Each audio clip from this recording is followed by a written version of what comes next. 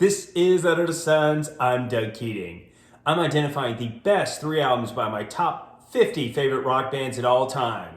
We're finally at the top 5. At number 5, the only band that mattered, The Clash. Here are the criteria for this list. First, greatest hits albums are not allowed.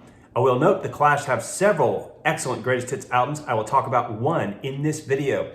Second, no live albums. And third, I will include an honorable mention or two for the top 25 bands. The Clash don't have a ton of records, so don't expect to see an honorable mention today. Let's look at what artificial intelligence has to say about this list.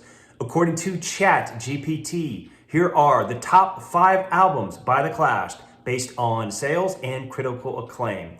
It's the 5 I would expect to see, so a good list. I will note Sandinista is ranked higher than I think it should be. Sandinista is an album that divides Clash fans. There's basically 2 camps. One says it's awesome, triple record, includes all kinds of cutting edge stuff. The others, like me, say, man, there's a lot of garbage on that record that they should never have released. It could have been a great album if they just cut the crap. Let's look at some data from Spotify. According to that streaming music platform, here are the top 5 most popular Clash albums.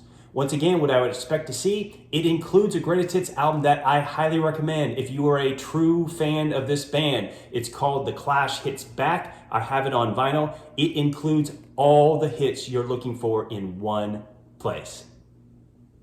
The third best album by The Clash is called Combat Rock. It is the record that made them hugely popular to a much broader fan base. It includes the mega hit songs Rock the Casbah and probably the best known Clash song, Should I Stay or Should I Go?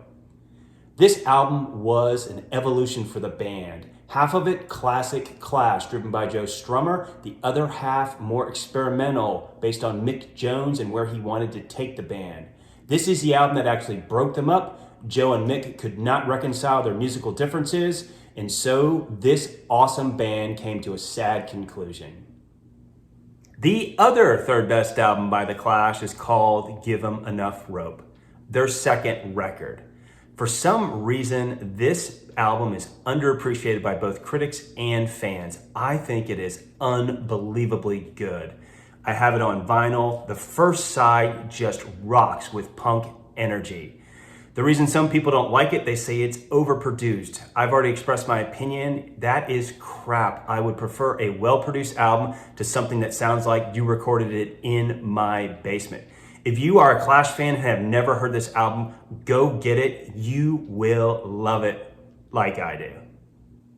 The second best album by The Clash is their self-titled debut album. This record helped start the punk revolution in London, along with Nevermind the Bollocks by the Pistols. This album includes what you would expect in a pioneering punk record. There's anger, there's politics, there's energy in songs such as White Riot, Career Opportunities, I'm So Bored with the USA. They even throw in a reggae track with Police and Thieves and do a cover of I Fought the Law. This started the band on a journey that would lead to ultimate greatness. The best album by The Clash is definitely London Calling. It is their masterpiece. This double LP was so good, Rolling Stone called it the best album of the entire 1980s. I own it on vinyl. You should too if you're a fan of the band. Why is this album so good? It really showed the maturity and diversity of the band's songwriting. It opens up with the hallowing song London Calling, but it includes other styles and great songs like Clamp Down. One of the best known songs isn't even listed on the album because it was added so late, Train in Vain.